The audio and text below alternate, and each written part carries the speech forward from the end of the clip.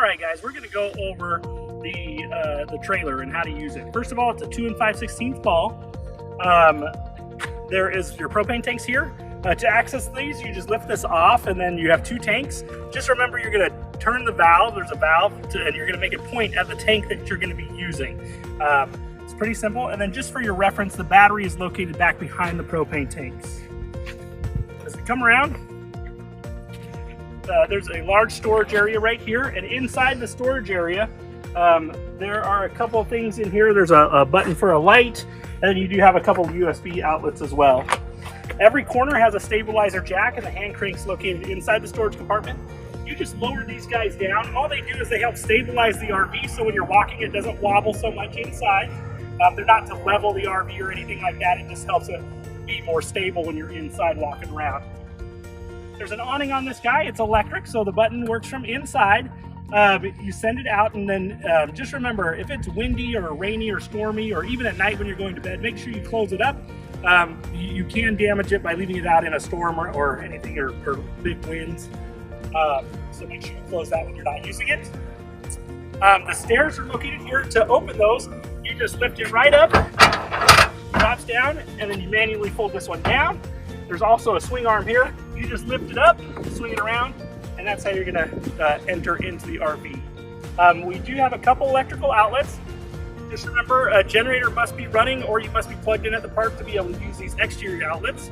There's also an exhaust vent here, so this can get hot, so make sure you don't need any gear against this or anything like that. And then this right here is just the back side of the refrigerator. You don't need to worry about anything in this area. Hopefully you never need it, but there is a spare tire located here. Just remember, trailers don't have jacks for changing tires. You would use your vehicle jack to change the tire. As we come around, there's a lot of stuff on this side of the RV. This is the exhaust for the hot water heater. Once again, this can get hot. It says hot right there, so make sure you don't lean any gear against that or anything. You have a couple places to plug hoses in here. The bottom one says City Connect. So if you're at an RV park, you can plug into the city water using a hose, and then you don't need to use the water pump or anything. It just uses the pressure from the city for the water in the trailer. This one above it is actually for flushing tanks. Make sure you don't plug a hose to this at all unless the black valve for the black water is open. It's just going to flush water through this, and if that valve's not open, you could fill the black water tank, which you definitely don't want to do. Underneath here are your valves for dumping.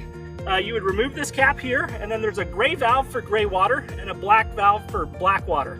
How you dump this is you're going to put the sewer hose right on here, and then you'll pull the black valve first. It's already extended, so you know it's open. That'll come out and drain. Then you would close that valve, and then you would pull the gray water valve, and that's like the shower water, sink water, and that'll kind of flush out that tube for you. There's also an exterior shower on this unit if you need to hose off your feet or something if you're at the beach. This is your power plug. So there's a power cord inside the RV. You're going to take that, you can plug it right in here, and then the other end will plug in at the RV park, or it can plug into the generator if you're using a generator, and that's how you'll get shore power to the coach. Lastly, there's a couple things with your fresh water. This is where you will fill with your fresh water. You'll just take a garden hose, you'll unscrew the cap, you'll fill it up right here. There's a gauge inside that will go over when we go in there, and it'll show you kind of your tank levels for fresh water. Once it gets full, you can go ahead and just turn your garden hose off. If for some reason you want to dump your fresh water and not tow it home with you, there's a pull valve right underneath here, the white valve. You would just pull that out, and that's going to drain your water. Well, let's head on inside and discuss some things on how to use the interior of the RV. Let's go. All right, guys, we're going to show you how to do the inside of the RV. Right as you come inside the door, there is a switch right here. This is for the awning. It's an electric awning. Just remember, if it's windy or rainy or stormy or anything, make sure you close that awning. If when you go to bed at night, make sure it's closed. Right next to that was a white switch, and that's the outdoor lights. Also, speaking of lights, every light in here, to turn them on and off, you reach up and there's a button right in the center. So just make sure you're not looking for a switch or anything. They're actually built right into the light. They're kind of hard to see. So just remember the buttons are right in the center of the light. We also have a dinette sleeper area. This turns into a great sleeping area. To make this a sleeping area, you just lift off the tabletop, and then you remove these 2 poles, Then you're going to take this table and you're going to drop it down so it sits right on these grooves. And then you're going to take the back couch cushions and set those in the middle, and that's what makes the softness of the bed. As you come in, right behind the couch cushions on the front of it are 2 USB outlets. Those you can use to charge your cell phone or anything else. We have a 2-burner top right here. Just to use it, you just flip this up, and this makes the backsplash.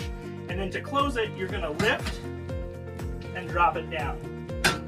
The air conditioning unit is right above. To turn that on, you just reach up and you turn it on to low cool or high cool. There's also a fan mode if you want to use that. Just remember, major appliances like the air conditioner or the microwave, you must have the generator running to use it or be plugged into park power. There's couple nice bunk beds for the kids or for anybody who wants to sleep in those. At the bottom of the bottom bunk is a breaker panel and a fuse panel. It's kind of like your house. You would have a breaker panel at your house. There's also one in the RV. Right here is the heater. To turn that on, there's a button on the top. You're going to click it over to the left. That turns it on. To control the temperature, there's another dial underneath. And then just make sure you click it back off on the top when you're not using it. This is equipped with a freezer and a refrigerator. To turn it on, you just open the door, then there's 2 buttons. There's an auto button and a gas button. If you're dry camping, you're going to run it on gas mode, which is having that button out. But if you're going to be at an RV park, you're going to leave it in for the auto mode. Just remember, these take 4 to 6 hours to get cold from when you start it, and how they work is they freeze the freezer box first, and then they use the cold air from the freezer to cool the fridge.